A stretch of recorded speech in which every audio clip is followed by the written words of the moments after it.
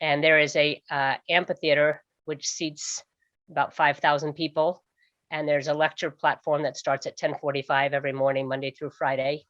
And I was heading down into the base of the amphitheater to take a seat for the morning lecture.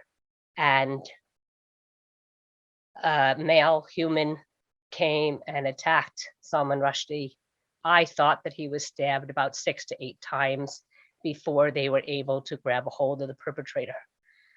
And then I was pretty much frozen in my steps and took quite a few minutes to even just get myself to a seat to sit down, because it was just, nobody knew what to do. Nobody knew how to react. I mean, there were tons of people that rushed the stage. He was on the ground, Rushdie was on the ground, and people were attending to him.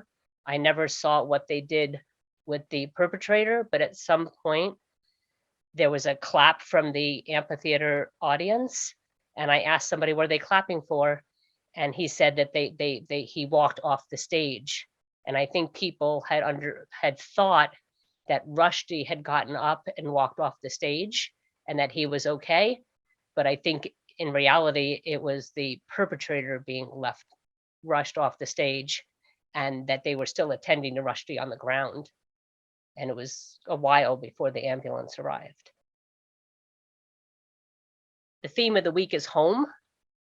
And so they were talking about taking in these refugees, artists and writers that were threatened and are refugees from their countries where they were not able to have free speech and do and say what they wanted to do.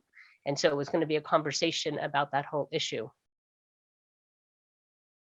I was just devastated because what Chautauqua means to so many of us here is just the safe place. I had just come off this morning the pickleball court, facing the lake and the sun coming up in the morning.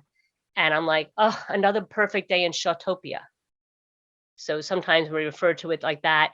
It's your safe place. It's the place where you don't lock your doors, you don't lock your bike. You just go around knowing, whether it's nighttime or daytime, that you're safe and that there are people here that care, and that you can engage in dialogue even with people who think differently than you, and that you're safe. Your ideas are safe, your body is safe, your home is safe.